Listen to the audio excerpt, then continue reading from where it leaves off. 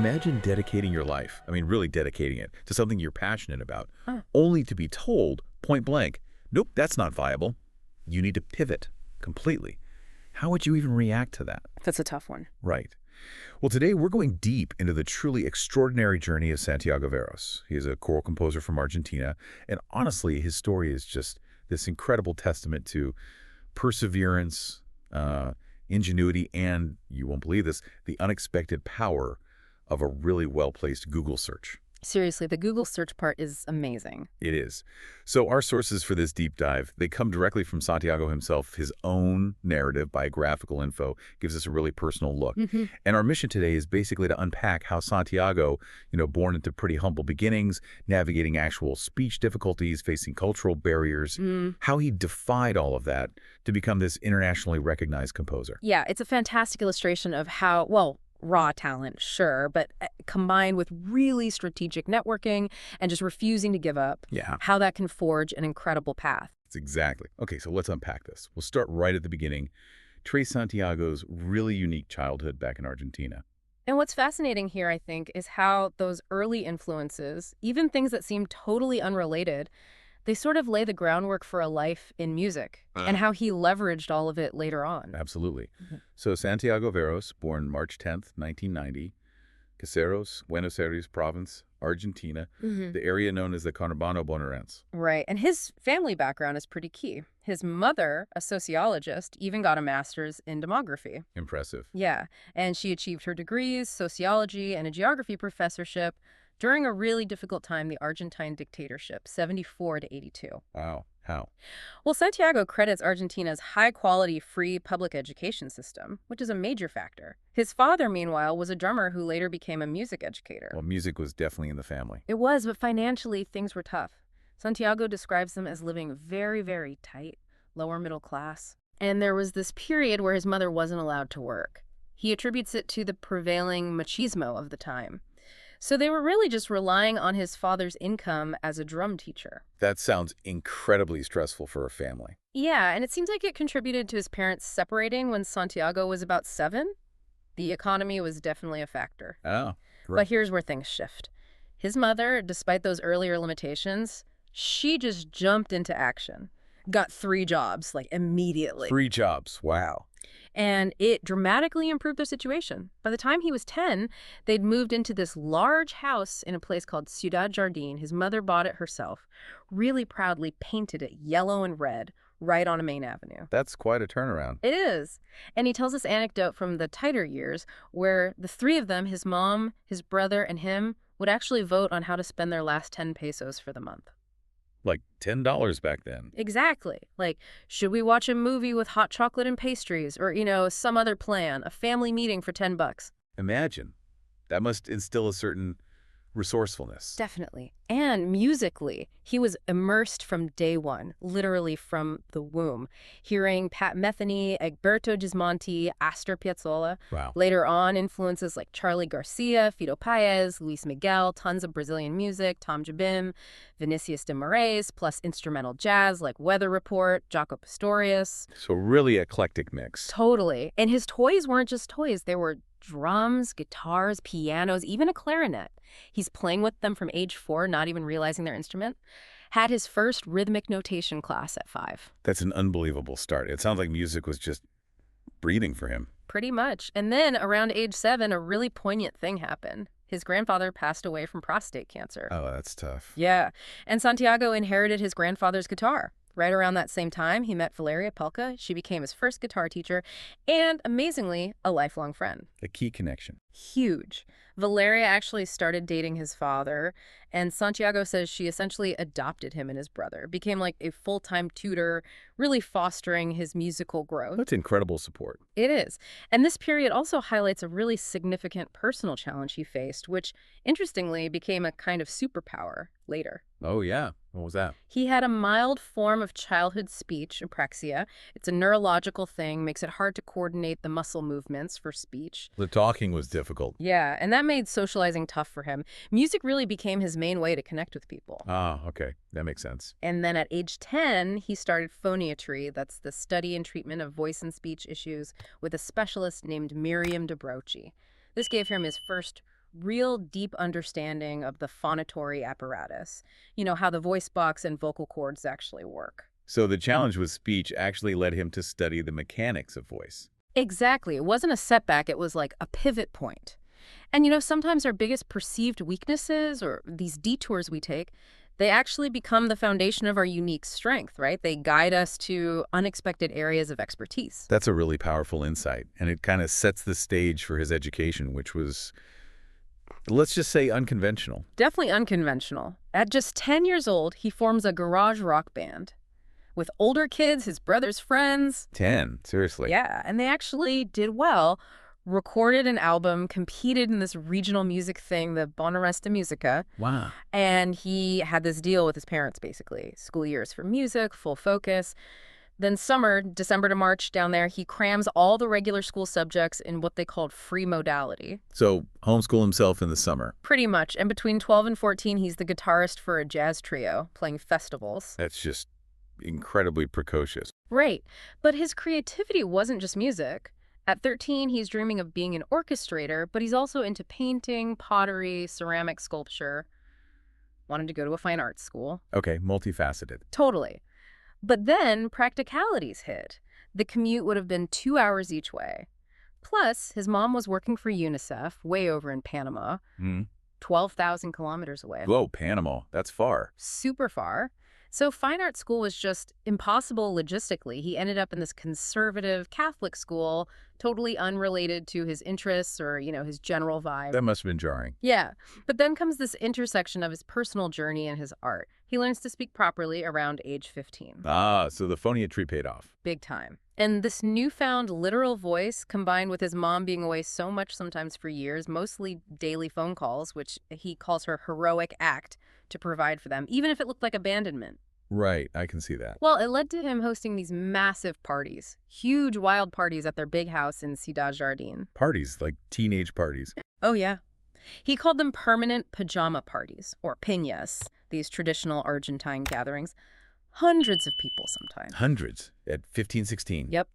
And that experience, organizing all those people, seeing them happy, connecting with them, using his now confident voice that unexpectedly forged his path toward choral composition. How so? He realized the power of his voice, literally and figuratively, to bring people together. Those parties weren't just fun. They were like his accidental masterclass in community building and vocal leadership. Wow. So the Yeah. parties were actually training. Kind of. You got to look for transferable skills in unexpected places, right? Seems unrelated, but it was invaluable training. That's fascinating. Okay, so fast forward a bit. He's 17. Right. Tells his mom he's going to study at the National University of La Plata, UNLP. Which is a big deal, right? Huge deal. Public, free, top quality uni. Produced like 5 Nobel laureates. And La Plata itself is this very student-focused city. Compact, but with a massive campus feel. Okay, sounds like a good plan. But knowing him so far, I bet getting there wasn't straightforward. You bet right. His graduation trip? Totally unique. Forget the standard senior trip. He finishes school December 15th, 2007, and immediately takes off on this open-ended musical journey. Heads north, 2,000 kilometers to Jujuy, With who? with Lamary, the pianist from his jazz quartet. Their plan, sing in bars, travel all the way south through Argentina, aiming for Ushuaia, the southernmost city. Wow, that's ambitious. And probably underfunded. You guessed it. They ran out of cash way down in deep Patagonia near Lake Rivadavia, place with basically no people, definitely no bars. Oh, no. Yep. Mom had to send rescue money. He gets back to Buenos Aires on a bus, a 2-day trip on February 3rd, 2008. Okay, but wasn't university starting soon? Exactly. UNLP enrollment closed February 11th. He had 7 days, just 7 days to enroll and move. Cutting it fine. Super fine. Luckily, his dad's girlfriend, Alejandra Cagnoni, had family in La Plata. Her sister, Silvina Cagnoni, was actually a music professor at UNLP. A connection. The crucial connection. Silvina helped him get enrolled super fast. Phew. So he made it. He made it, stayed with family initially, Yeah. did the intro course in Feb, used that time to hunt for jobs, scholarships, landed a spot in a student boarding house, a pension, with 14 other students, right next door to the Faculty of Fine Arts. 14 others. Sounds crowded. Yeah, but remember the parties. He was used to big social gatherings. He actually enjoyed the crowded pension, that sense of community. Actual classes started April 8th. And what did he study? Still aiming for orchestrator. Yep. Enrolled in composition, goal. orchestrator, had professors like Mariano Etkin for contemporary comp, or Orest Klopecki for counterpoint. Klopecki was also an opera singer, so Santiago could get student discounts at the opera. Nice perk. Totally. And La Plata, it turns out, was known as the national capital of choral singing. So, almost without meaning to, he started writing for voices. The environment just kind of pushed him that way. Interesting how that happens. Isn't it? He also worked photocopying stuff at the faculty library. It was a scholarship deal, gave him unlimited access to study materials. He compared it to Einstein with patents. Ah, good analogy. And the city itself, super young average age, 17, 23, lots of camaraderie. He joined a male choir, Coro Masculino del Escudo. And for his choral conducting class, get this, students had to form their own choirs. Oh. By basically bribing neighbors with pizza and the promise of meeting people, just asking them to come sing. Did it work? Sort of. He admits the choirs often sounded very, very bad and people would bail on exam day. But it was amazing for socializing and just figuring out how to organize singers. Learning by doing, the hard way. Exactly. Then the pension got too crowded, so he and two friends rented a house. More expensive, obviously. Right, so more work. Yep. He got a job as an ice cream server. Night shifts, 8 p.m. to 2 a.m., then class at 8 a.m., brutal schedule. Woof, that's dedication. But it led to this other kind of crazy entrepreneurial thing. They got their year-end bonus, the aguinaldo. Instead of buying a PlayStation 3 like they planned, he and his friend Jose took a craft brewery course. A brewery course? Yeah. While serving ice cream and studying music? Yep. Started a home brewery, sold the beer at parties. They threw at their house more peñas, inviting strangers. He doesn't even drink alcohol, but loved the technical side, the chemistry. To get the PlayStation? They did. Paid for by beer profits. And that whole experience just further cemented his knack for organizing big groups, creating these social hubs. It's amazing how that skill keeps popping up. Resourcefulness and entrepreneurial thinking can really unlock things, huh? Even if it's just selling beer for a gaming console. Totally.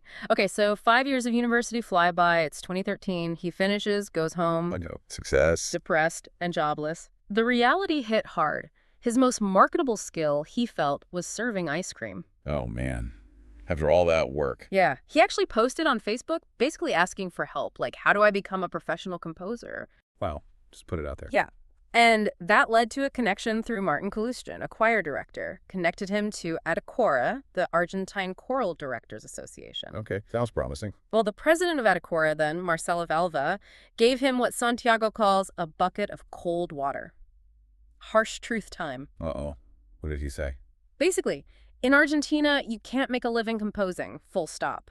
Advised him to form his own choir, charge members monthly. Ouch. After a composition degree? Telling him to be a community choir director. Exactly. Crushing. Santiago saw himself as a composer, not a director. So what did he do? Give up? Not quite. Martin Kalustian, the guy who made the connection, actually gave him his first paid commission, a piece called Alleluia. Okay. Some hope? Tiny bit. It was for 400 pesos, which is like $200 back then, and paid in lots of small installments. Still, it's something. And the piece was good. Really good. Good enough that this choir of university professors, the Vocal de Cámara Platense, premiered it. That opened a door. Ah, momentum. A little. Martin had him write more vocalizes. But these weren't just exercises. They were basically contemporary works for children, using extended techniques, whispers, clicks, vocal frying, that raspy sound. Okay, edgy stuff for kids. Yeah, and sudden key changes. And here's where the phoniatry comes back in. He was consciously writing stuff that was physiologically sound for kids developing voices. That's brilliant, using that specific knowledge. Right. He wrote about 115 of these things, but only 3 really survive. Alleluia, O Crux, and O Magnum Mysterium. Used liturgical texts sometimes invented his own, like for a piece called Almas de Barro. Okay, so he's composing, getting small gigs, but still not making a living. Not even close. Making maybe $50 a week. He realized, okay, Argentina isn't the answer financially. He had to look globally. So how do you even start doing that from Buenos Aires with $50 a week? Strategy. He identified the big names in international choral music, Eric Whitaker, Ola J-Lo, Dan Forrest, those guys. Right, the superstars. And his plan, contact them directly. Just email Eric Whitaker. Pretty much. He methodically Googled choir, choral composer, made lists of everyone on the first 10 pages of results, figured those must be the most important people, right? Often Grammy winners, turns out. That's intense. He emailed festival organizers, competition directors, convention people, asked about their events, how choirs commissioned music, how scores were sold. He didn't even know back then that sheet music often sold for just like $2 per singer. So just casting a massive, somewhat naive net. Totally naive, but relentless. Huh. And it started working, kinda. 2014, he gets 2 international bites. Really? Where? The Philippines. A festival called Bonico Choral picked one of his pieces as the required work for their 2014 competition. Whoa. And around the same time, some folks in Chile contacted him through Facebook groups, Choral Music, I'm Choral Conductor, those kinds of places, wanted him to write music to Pablo Neruda poems. Okay, Philippines and Chile.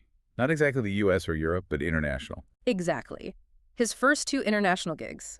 Didn't pay much, but it was huge validation. Confirmed what his mom had taught him.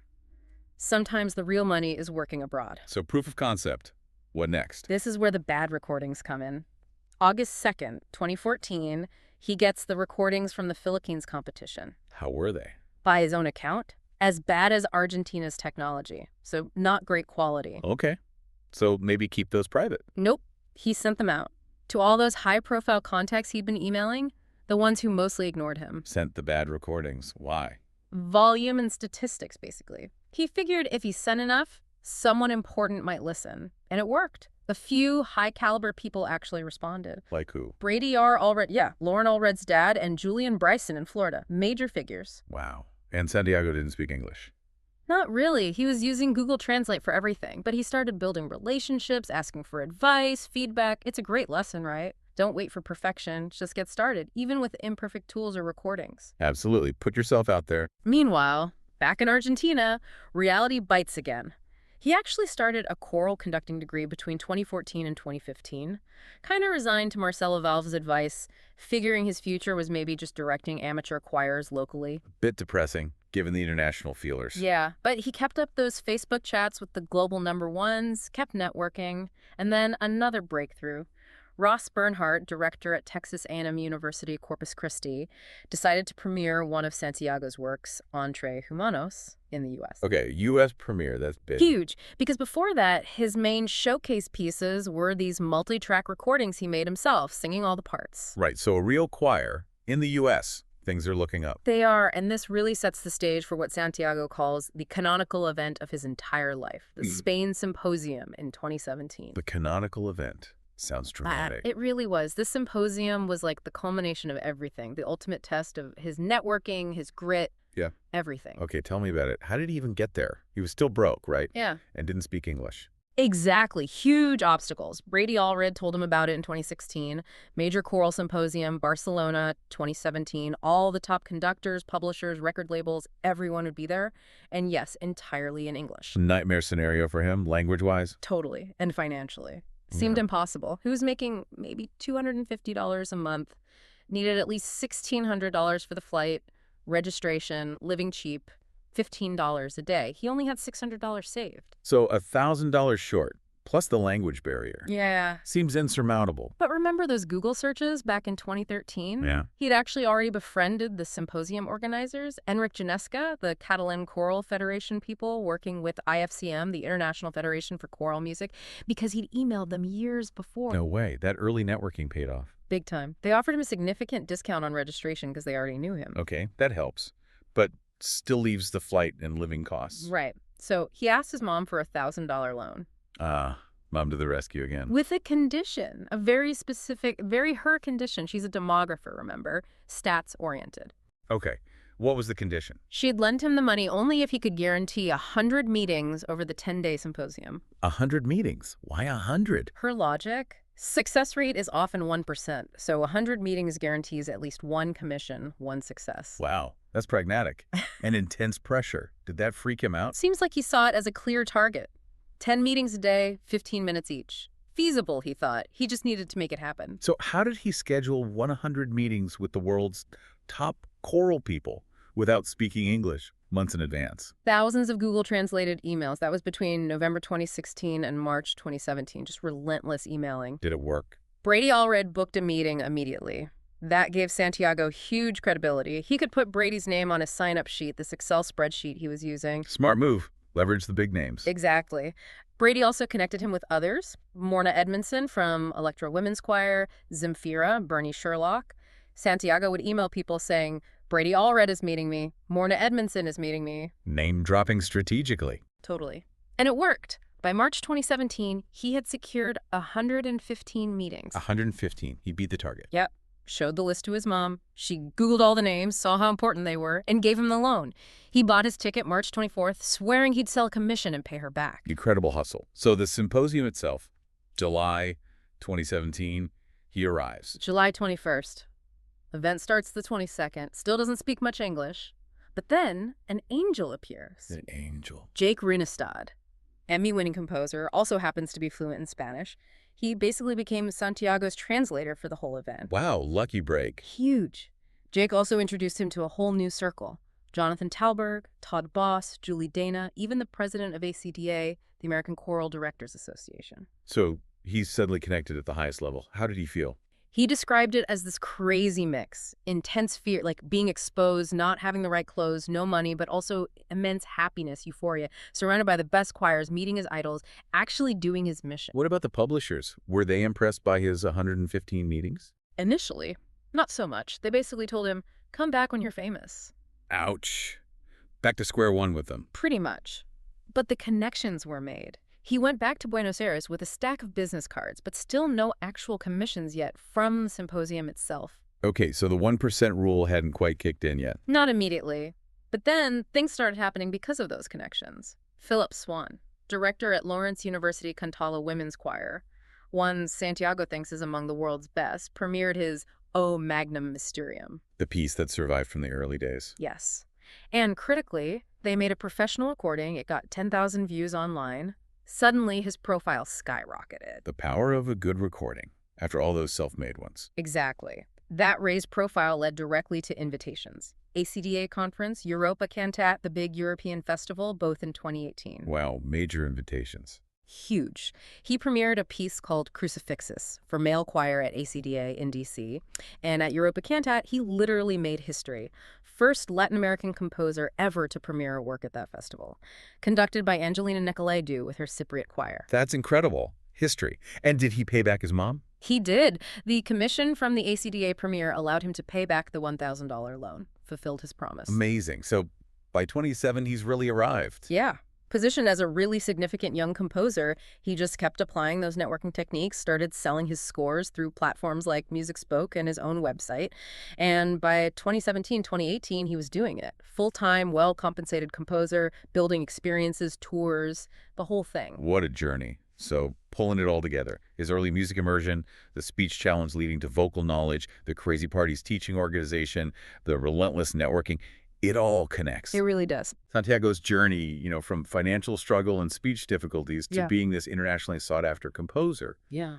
It's just remarkable. It really highlights how embracing these unconventional paths, networking, your life depends on it, and truly understanding your own unique strengths, even the ones born from challenges, can just blow open doors that seemed completely locked. Absolutely. And if you connect this to the bigger picture, Santiago's story shows that real expertise isn't just about the formal training, right? It's also about synthesizing all these diverse experiences, like the physiology of the voice from his phoniatry work, plus the dynamics of managing huge groups from those teenage parties, weaving it all into a successful professional strategy. It really makes you ask, doesn't it? What seemingly unrelated experiences in your life could you be leveraging in new ways? And if you want to explore the music further, or Santiago Veros' other work, his website is santiagoveros.site. Definitely worth exploring.